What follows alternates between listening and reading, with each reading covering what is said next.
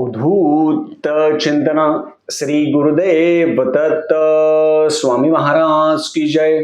छत्रपती शिवाजी महाराज की जय. श्री स्वामी समर्थ. आज मी आपल्याला गाणगापूरमध्ये गेल्यानंतर काय करायचं, गाणगापूरमध्ये मठातील नित्यक्रम काय आहे, गाणगापूरमध्ये गेल्यानंतर ह्या 3 स्थानाचं दर्शन आपण अवश्य घेतलं पाहिजे. नाही तर आपण गेलो आणि आलो, तिथे गेल्यानंतर खूप लोकांना समजतच नाही तिथे जाऊन काय करायचं गाणगापूरमध्ये. आणि गाणगापूरमध्ये बाधित व्यक्तींनी जायला पाहिजे का, गाणगापूरमध्ये गेल्यानंतर काय करायचं, आणि माझा गुरुचैत्राचा अनुभव, मला दत्त महाराजांनी काय प्रसाद दिला, तिथं एवढा मोठा प्रसाद दत्त महाराजांनी दिला, काय आहे माझा अनुभव काय आहे, त्याबद्दल मी आज पूर्ण माहिती सांगणार आहे. चॅनलवर पहिल्यांदा आला असेल तर अवश्य सबस्क्राईब करा, म्हणजे येणार नवीन व्हिडिओ श्री स्वामी समर्थ महाराजांचे गुरुचैत्राचे आणि नवनाथ पारायणाबद्दल माहिती भेटेल. मुळामध्ये गाणगापूरमध्ये कोणीही जाऊ शकत नाही जोपर्यंत दत्त महाराजांची इच्छा होत नाही तोपर्यंत. गाणगापूरमध्ये जायचं खूप जणांचं असतं की गुरुजी तिथे गेल्यावर जेवण कुठं करायचं, तिथे गेल्यावर राहायचं कुठं. तुम्ही घरातून निघताना महाराजांना विनंती करायची, एकच गोष्ट. अजून पण गुरुचरित्रामध्ये वर्णन आहे आणि हा अनुभव पण आहे, तुम्हाला पण अनुभव आला असेल तर अवश्य कमेंट करून सांगा. गाणगापूरमध्ये महाराज सगळ्या गोष्टीची काळजी घेते, आपलं घेतात, आपलं फक्त मन निर्मळ पाहिजे. तुम्ही म्हणाल मग जेवायचं कुठं, राहायचं कुठं, त्याचा ताण नाही घ्यायचा, सेवा काय करायची याचा ताण घ्या. आणि संगमावर भरपूर जण आता घाण करता, ह्या गोष्टी करता, त्या गोष्टीवर पण बोलणार आहे मी. सगळ्यात पहिले गाणगापूरमध्ये आपण अक्कलकोट पासून 75 किलोमीटर गाणगापूर आहे. आपण अक्कलकोटला खूप जातो पण गाणगापूरला जात नाही. आणि गाणगापूरच्या पुढे कुरपूर आहे 240 किलोमीटर. आता गाणगापूरमध्ये गेल्यानंतर सगळ्यात प्रथम तुम्ही गाणगापूरमध्ये गेलात तर कुठेही मठ अवेलेबल आहे. बस स्टँडच्या तिथे मठ असेल, हॉटेल असेल, 1000 रुपये काही घेता, कमी जास्त अमाऊंट असेल, किंवा संगमाच्या जवळ आपण राहिला तर तिथे 100 रुपये घेता एका जणाची. कसं असतं, सेवा करायची असेल ना तर तुम्हाला बेडची गरज नाहीये, लक्षात ठेवा. खूप जण म्हणतात मग आम्हाला बेड पाहिजे, हे पाहिजे, ते पाहिजे. आपली जी लाईफ असते, आपण वर्षभर बेडवर झोपत असतो. आपली जी लाईफ आहे ते 3 दिवस सेवा करायची, 7 दिवस सेवा करायची, तर आपण जे लाईफस्टाईल जगतो ते सोडून सेवा करायला पाहिजे. मी तर डायरेक्ट चटईवर झोपत असतो, काही गरज नाही, सगळं सोडून द्यायचं. 3 दिवस गुरुचरित्र पारायण करायचं असेल तर आम्ही डायरेक्ट 100 रुपयाच्या खोली करतो, हॉल असेल तिथं खाली चटईवर झोपायचं, बस. काहीच नाही, तुम्हाला गादी नको, बेड नको, काहीच नको, काही घेत नाही आम्ही. 100 रुपये तिथे घेता. भरपूर मठ आहे, मठाचा प्रॉब्लेम नाही आहे. संगम रोडवर भरपूर मोठे मठ आहे, पण तुम्ही 4-5 ठिकाणी चौकशी करा आणि मग घ्या. असं नाही इथंच घ्या किंवा तिथंच घ्या. हे एक झालं. दुसरी गोष्ट, खायचं काय. गाणगापूरमध्ये भरपूर भिक्षा असता, माधुकरी असते, तर तुम्ही खाऊ शकता. आता गाणगापूर मठातील नित्यक्रम मी आपल्याला सांगतोय, हे खूप कमी लोकांना माहिती आहे. गाणगापूर मठातील नित्यक्रम सकाळी 3 वाजता काकड आरती असते. ज्यांना इच्छा आहे त्यांनी 3 वाजता मठामध्ये, बस स्टँड जे आहे, बस स्टँडच्या जवळ मठ आहे. संगम आणि मठ हे वेगवेगळे, लक्षात ठेवा. संगम वेगळं, मठ वेगळं.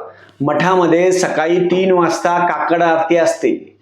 ती आरती जर तुम्ही घेतली, त्या आरतीमध्ये खूप ताकद आहे. सकाळी 3 वाजता काकड आरती असते.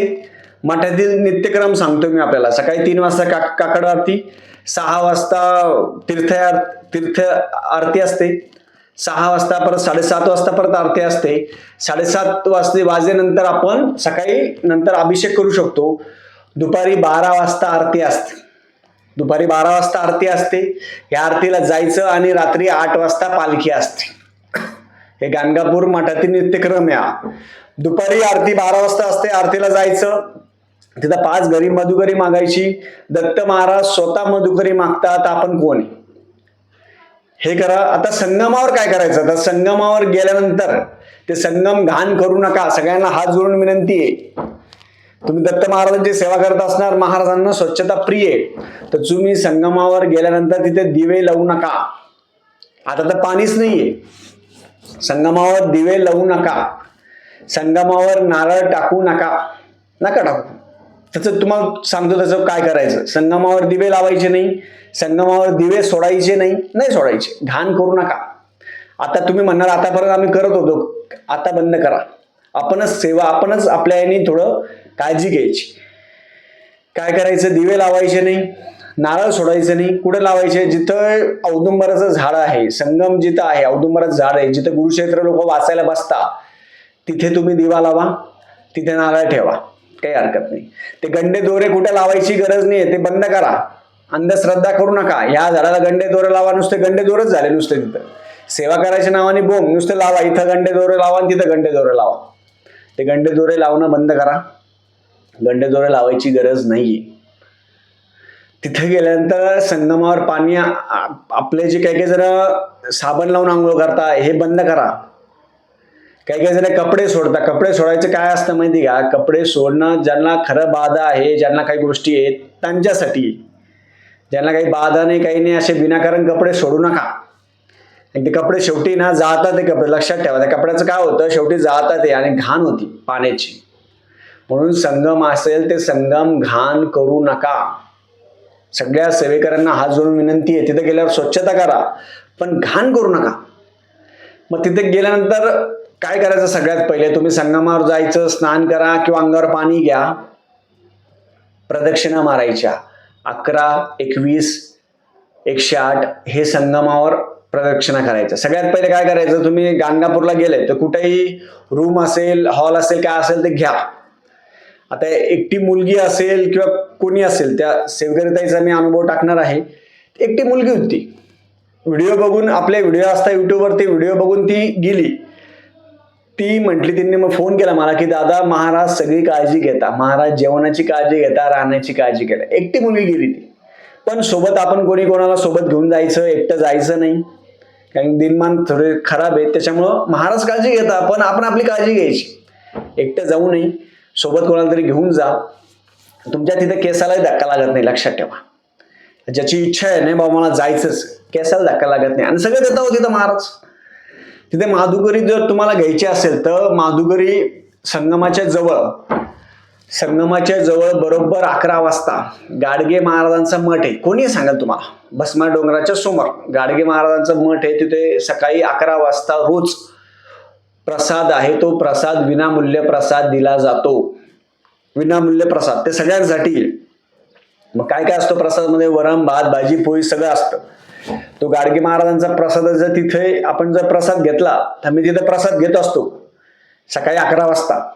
तो प्रसाद घेतल्यानंतर रात्री जेवायची गरज नाही. मी तर जेवण नाही करत, एकच टाइम जेवण करतो, काही आवश्यकता नाही.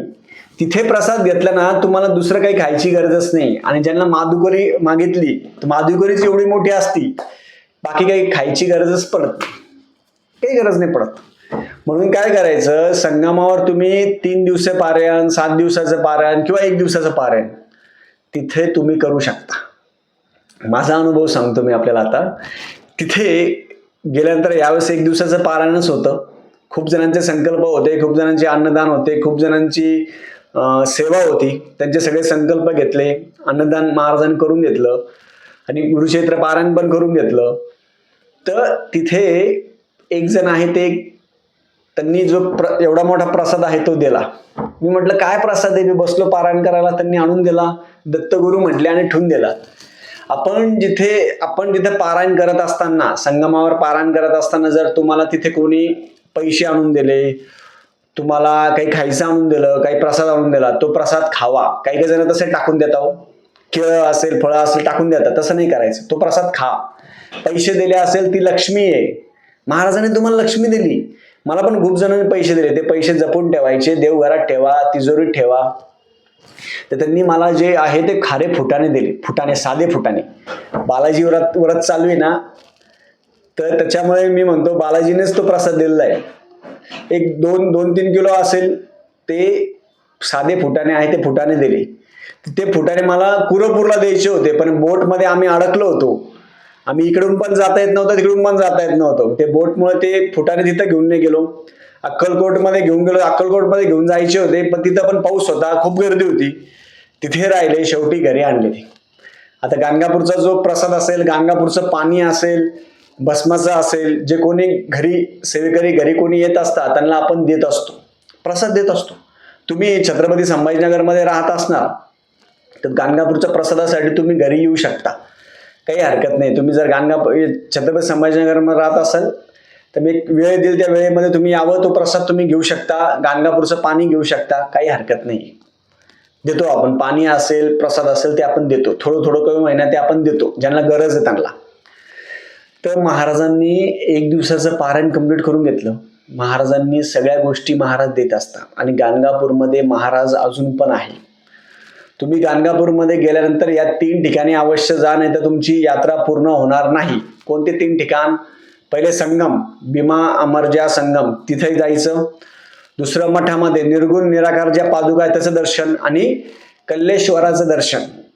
या 3 ठिकाणी दर्शन केल्याशिवाय आपलं गाणगापूरची वारी पूर्ण होत नाही. लक्षात ठेवा, गाणगापूरची वारी पूर्ण होत नाही. म्हणून तुमच्या मनामध्ये असेल, ज्यांना बाधा असेल, काही गोष्टी असेल, त्यांनी जावं. राहण्याची खाण्याची काही ताण घेऊ नका, तिथं सगळ्या गोष्टी अवेलेबल आहे, सगळं अवेलेबल तिथं, काही ताण नाही घ्यायचा. तुम्ही जास्त स्टँडर्ड असेल, चांगले असेल, हॉटेलमध्ये राहा, थोडे असेल तर मठामध्ये राहा, तुम्हाला जिथं राहता येईल तिथं राहा, काही हरकत नाही. कुठेही राहू शकता, असं काही नाही. ज्यांना काही वाटतं मला विनामूल्य राहायचंय, पत्राचे शेड आहे तिथं राहा, काहीच हरकत नाहीये. कुठेही राहू शकता, कुठेही करू शकता. संगमावर कोणीही घाण करू नका, संगमावर दिवे लावू नका, संगमावर नारळ टाकू नका. संगमावर मी पण यावेळेस नारळ टाकला नाही, संगमावर नाही केलं, संकल्प केला, नारळ नाही टाकलं. हे केल्यानंतर काय करायचं, तिथे जे बसलेले गुरुक्षेत्राला सगळे बसले असतात त्यांचे दर्शन घ्यायचं. लक्षात ठेवा, त्यांचं गुरुक्षेत्राला जे बसले असतात त्यांना दर्शन घ्या. त्यांना केळी प्रसाद असेल, साखर असेल ते वाटा किंवा दर्शन घ्या. सगळ्यांचं दर्शन जरी घेतलं खूप आहे. घरी आल्यानंतर पोथीला नैवेद्य दाखवायचा, पोथी डोक्यावर घ्यायची, नैवेद्य दाखवायचा आणि नैवेद्य दाखवल्यानंतर नैवेद्य दाखवल्यानंतर मग ब्राह्मणाला शिधा दक्षिणा वस्त्र देऊन घरी पोथीची सांगता करायची. असं साधं आणि सोपं. गाणगापूरमध्ये कोणीही जाऊ शकतं, काही हरकत नाही आहे. आणि तिथे राहण्याची खाण्याची सोयीची चिंता करू नका, महाराज सदैव असता. झालेली सेवा मी महाराजांच्या रुजू करतो. श्री स्वामी समर्थ.